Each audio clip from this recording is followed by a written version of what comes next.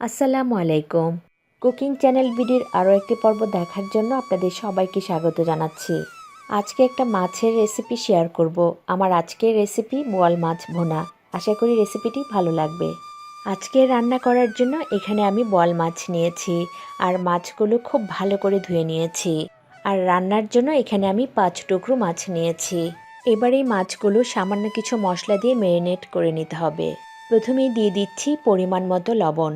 এবার দিয়ে দিচ্ছি আধা চা চামচ রসুন বাটা, আধা চা চামচ আদা বাটা।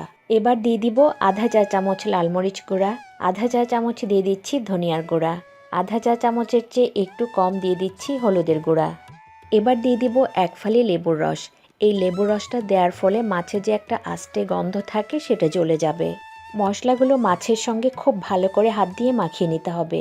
এভাবে মশলাটা মাখিয়ে মাছগুলো আমি 15 থেকে 20 মিনিটের জন্য রেখে দিব। রান্নার জন্য চুলায় একটা প্যানের মধ্যে নিয়ে নিচ্ছি 4 থেকে 5 টেবিল চামচ পরিমাণ তেল। তেলটা যখন একটু গরম হয়ে গেছে দিয়ে দিচ্ছি বড় একটা পেঁয়াজ কুচি। এবার এই পেঁয়াজগুলো হালকা করে একটু ভেজে নিতে হবে, তবে এখানে পেঁয়াজগুলো কিন্তু আমরা লাল করে ভাজবো না।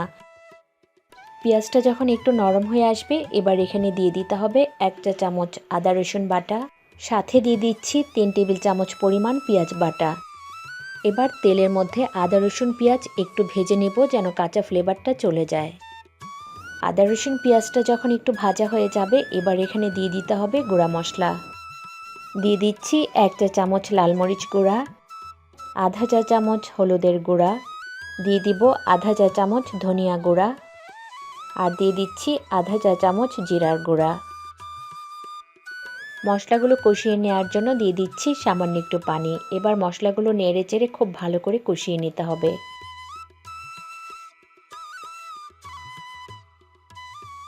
আমি আবারও একটু পানি দিয়ে দিচ্ছি মশলাটা কষিয়ে নেওয়ার জন্য। মশলাগুলো এখানে খুব ভালো করে 5-6 মিনিটের মতো কষিয়ে নিয়েছি আর তেলটাও কিন্তু উপরের দিকে চলে এসেছে। এবার এই কষানো মশলার মধ্যে দিয়ে দিতে হবে আগে থেকে ম্যারিনেট করা মাছগুলো দেওয়ার পর কষানো মশলার সঙ্গে মাছগুলোকে খুব ভালো করে একটু নেড়েচেড়ে মিশিয়ে নিতে হবে। আমি এখানে মাছগুলো কষিয়ে রান্না করব, আপনারা চাইলে মাছগুলো ভেজেও রান্না করতে পারেন। নেড়েচেড়ে হাঁড়িটা ঢাকনা দিয়ে ঢেকে 3-4 মিনিটের মতো রান্না করে নিব। প্রায় 4-5 মিনিটের মতো মাছ রান্না করে নিয়েছি। এবার মাছগুলো উল্টিয়ে দিব। মাছগুলো উল্টিয়ে নেওয়ার পর আবারও হাঁড়িটা ঢাকনা দিয়ে ঢেকে রাখবো 3-4 মিনিটের জন্য। মাছগুলো খুব ভালো করে কষিয়ে নিয়েছি। এবার এখানে দিয়ে দিতে হবে টমেটো। আমি এখানে 2টা টমেটো এভাবে লম্বালম্বি করে কেটে নিয়েছি। এবার দিয়ে দিতে হবে পরিমাণ মতো পানি, আর আমি এখানে গরম পানি দিচ্ছি। দিয়ে দিতে হবে পরিমাণ মতো লবণ। মাছগুলো একবার ভালো করে নেড়ে চেড়ে হাঁড়িটা ঢাকনা দিয়ে ঢেকে দেব তরকারিটা হয়ে আসা পর্যন্ত। আমি এখানে প্রায় 10-12 মিনিটের মতো রান্না করে নিয়েছি। এবার আমি মাছগুলো আবারও একবার উল্টিয়ে দিচ্ছি। এবার দিয়ে দিব 4-5টা কাঁচামরিচ আর দিয়ে দিব পরিমাণ মতো ধনেপাতা। হাঁড়িটা ঢাকনা দিয়ে ঢেকে চুলার আঁচ একদম লোতে করে আরও প্রায় 3-4 মিনিটের মতো রান্না করে নেব।